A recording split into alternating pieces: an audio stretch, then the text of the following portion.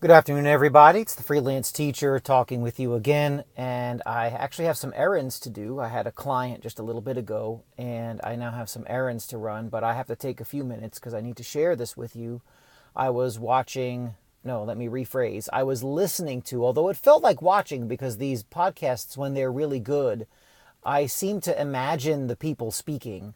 Maybe that's just the way my mind works, but I seem to see these things, quote unquote, see them in what we used to call your mind's eye. So I was listening to a Tim Ferriss podcast, and I recommend Ferriss as someone to listen to for ideas. He's one of the few idea guys I respect because he's done stuff on his own, right? It's not just he trades ideas, he actually does things and creates. So anyway, he was talking to someone named Seth Godin, who's a name I recognize, but I don't know the guy's work that much. And he was asking him about education because apparently Godin does some educating online, and he talked about school and education, and he talked about how he loved public school and that people should go to public school. But he brought up a point that I have to remember, and I think I'm going to use in the future, because he mentioned how everybody, even if you go to school, is homeschooled. And what he meant was everyone is homeschooled from 3 o'clock to 10 o'clock, right? And that's an amazing point, that school ends at 3 o'clock. And then what happens after that? Is your child watching television after that, or playing video games, or on the iPad? Those hours count. And you'll see people who cannot escape from establishment thinking. They cannot escape from the guardians of acceptable opinion. The people who can escape from, as Tom Wood says, the 3x5 card of acceptable thought, those people run screaming when you say homeschool. They cower in fear and they gasp and go berserk when you mention homeschooling. And I even had this at work. I had a colleague who I respect. I mentioned homeschooling, and he laughed. He guffawed. I may have shared this story with you before, but he thought it was the most ridiculous thing he'd ever heard. And his comment was, well, what would your daughter do if she were being homeschooled? Watch your wife sit around and sew? And I didn't have a snappy answer, and part of me, I'm glad I didn't, because you can't teach somebody who already knows everything, and you can't teach somebody who refuses to escape an intellectual prison. And I know those are harsh words, because this is a teacher on our staff who I respect. This is one of the good ones. And this person is a solid English teacher. This person can really bring it in the classroom. But again, homeschooling sends everyone's brain flying into the blender to get scrambled. And what I should have said, and it kind of parallels to what Godin said here, is, well, that's weird. What does your daughter on Saturdays and Sundays just watch your wife sew? Is that what she does? She just stands there and stares at her while your wife sews? Because it's the same thing, isn't it? Like, if you're not in school, does it mean you're just staring at your mom sewing? And Godin's point is a great one, because you have 3 to 9 p.m., whenever bedtime is, that child is being homeschooled. What's going on? What are you doing? Are you reading, watching TV, playing video games, watching someone sew? Are you sewing? It's really something to think about, and it's a way to think about education in general.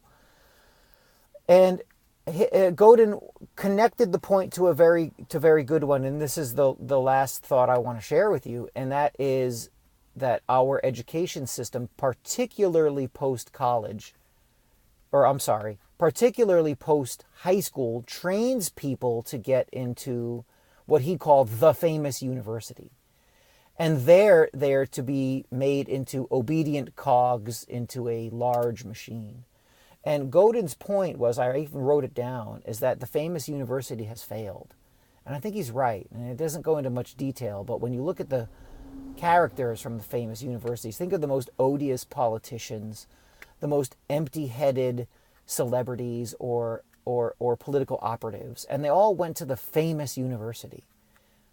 And when you go on and look at what's going on the famous university, Berkeley, Harvard, Yale, Brown, all you see, and I know it's not everybody, but a lot of what you see are protests about topics that don't help you lead a productive life. And he mentioned that the famous university has failed because they're in creating these cogs, they're creating cogs in a society that doesn't want cogs anymore. And I think he's right. You know, it was this cookie cutter thing. Go to high school, get good grades. Go to college, particularly a well-known college, graduate, get good grades, and you'll become a successful cog in a very obedient machine. And Godin mentioned that there's many more people in the world who will be more obedient, and they'll work for much less than we will here in America. And he's right. We use for our websites and for other electronic digital tasks, we use people, my wife and I, who don't live in the United States. I would love to use a web designer and some digital stuff for what I do, a neighbor or a former student. And I can't, because the price of the guy on Upwork in Pakistan is he's in Bangladesh, is way less than what someone in the United States will charge. And it's not necessarily the person in the United States' fault. The lattice work in the regulatory state and the cost of living has been made so high, thank you government and Federal Reserve for that, that these people can't afford to work at Bangladesh wages.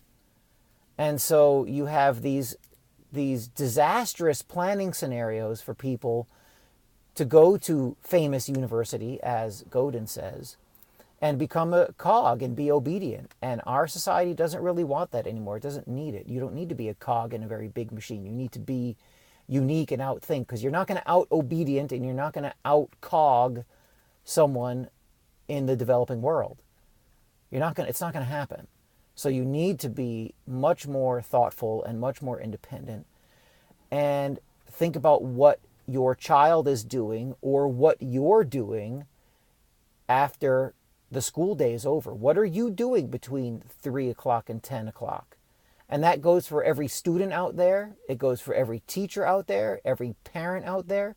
And if you're one of my students, right, and I'll bring this up, come up with a list. What do you do between 3 and 10 p.m.? And what you repeatedly do is what you're going to be good at. So I don't know what that is. That's for you to write down. That's for you to make a list for.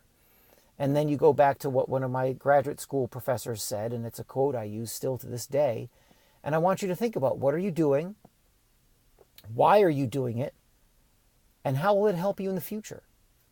And if the answers aren't that good, then you need to have the self-discipline to change it. And the only person who can change it is you. You're not going to wait for some external force to do it. So start today. Look at the time frame. Look at what you're doing. Are you following an old pattern that is no longer successful? If you are, perhaps it's time to stop. Okay, thank you, everybody. TheFreelanceTeacher.com, TFTTravelGroup.com, and Mavericks Within the Machine has just come up as well. That's Miss Bonner and my podcast online education portal. And that is 1 day old, and we'll see how that goes too. I'll keep you posted. Take care, everybody. Have a great educational day.